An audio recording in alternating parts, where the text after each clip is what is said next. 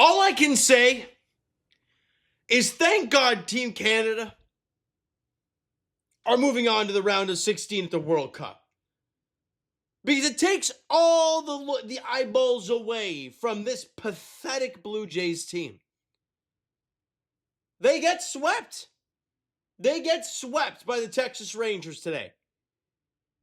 But they don't just get swept. They gotta hurt you in a different kind of way. I mean, different within reason, right? Because they do their favorite thing, allow a run in the first inning. You know, Shane Bieber allows a leadoff bomb to Jock Peterson. All right, we're doing this again. 7 straight games with allowing a first inning run. Great. But he gets out of the bases loaded 1-out situation to keep it only 1-0. Okay, fine.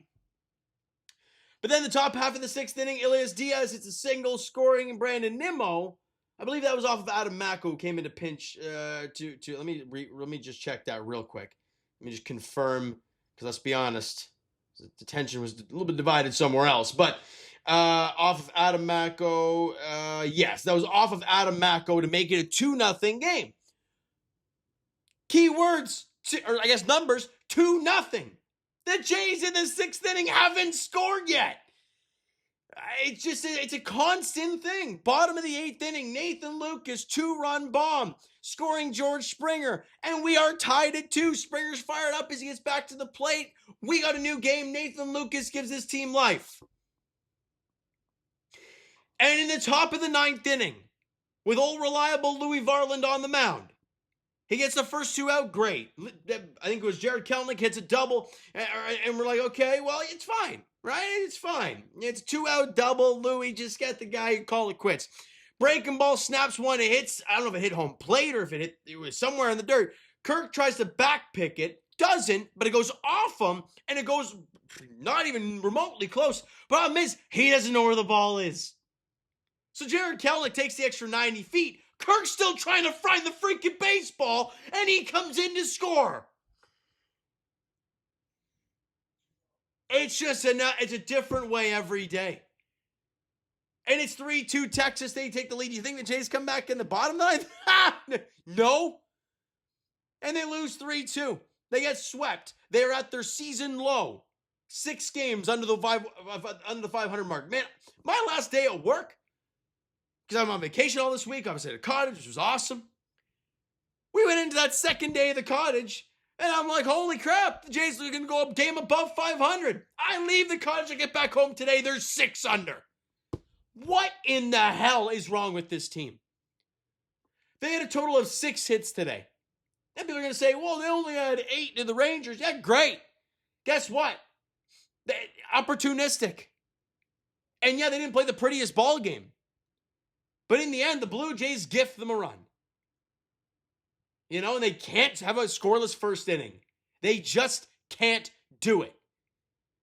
And I hate to continuously bring this guy up, but Vladimir Guerrero Jr., it's got to stop. It's got to stop now.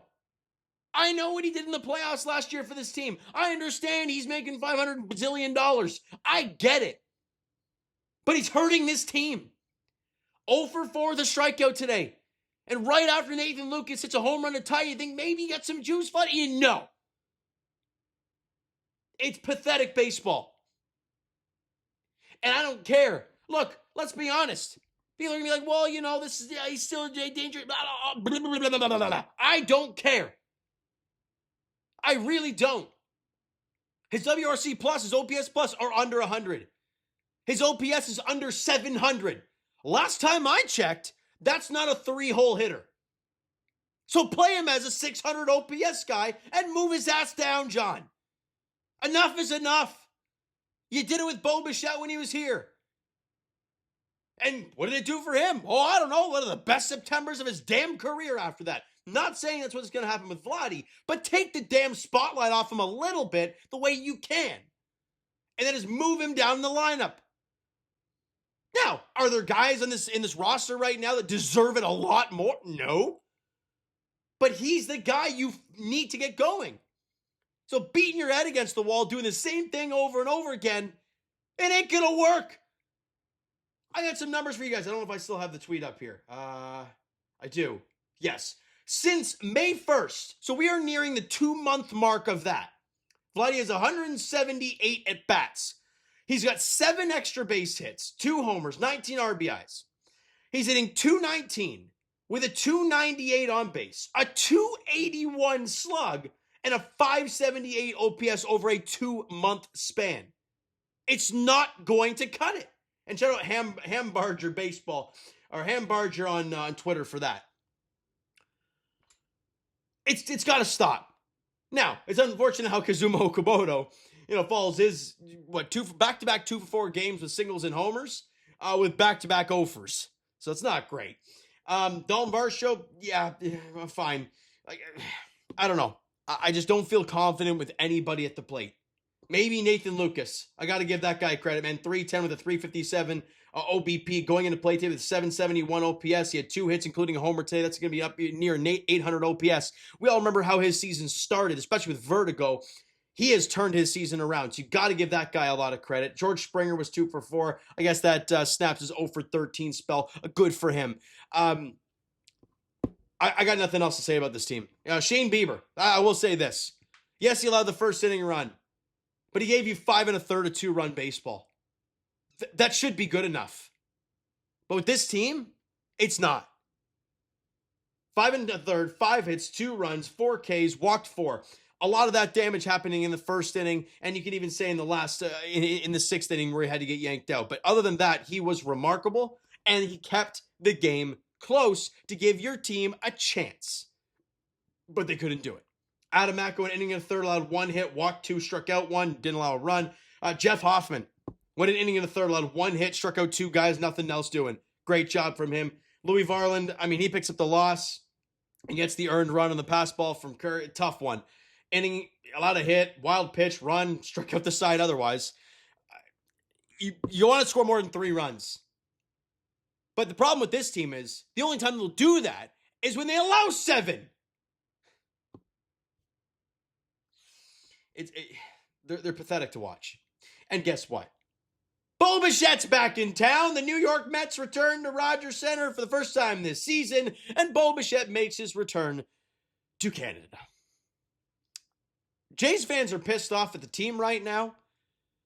And with Bo Bichette leaving, regardless of how you feel about it, I don't know what the reception is going to be like. I think it's going to be like a round of applause because of what he did here and obviously the run last year and all that. But the team's been awful. And we miss his bat very much so. I don't care what his numbers are as a Met. I miss him dearly. And I know this offense does. It's pretty pathetic. Trey Yesavage, Nolan McLean. That's the pitching matchup tomorrow at 7:07 at Rogers Center in Game 1. Game 2, the game I'm going to be going to, is Kevin Gausman versus Sean Manaea. Oh boy, Kevin Gausman recently. We'll see how that goes. That's a 7:07 first pitch. And then Freddie Peralta and Patriot Patrick Corbin in the finale on Canada Day. You get Canada Day games. Here's Patrick Corbin. 3:07 first pitch there in the finale before a much-needed off day for this fan base. That's it for me. What a miserable team. Go Canada, go. That's all I got for you. All right, so you know what, guys? That's going to do it for this one. You did enjoy the video and the Team Canada game today because that was fun to watch. Smack that like button. Do appreciate it. The subscribe button. You guys know that's already. Comment down below your thoughts on the video, your thoughts on... If you want to talk about the Canada game, go for it. But if you want to talk about this Jays game, by all means, that's what the comment section's for. So go nuts. Twitter, Discord, Instagram, TikTok, all that stuff is down below. So follow up there if you've been done already, and I will talk to you guys. I'll be here tomorrow. Game 1 of the 3-game series against the New York Mets at Rogers Center. Trey Yesavage versus Nolan McLean. 7:07 first pitch there. I got nothing else to say. All right. Thank you guys so much for watching. I hope you enjoyed the video and not the game today at all. Talk to you guys then.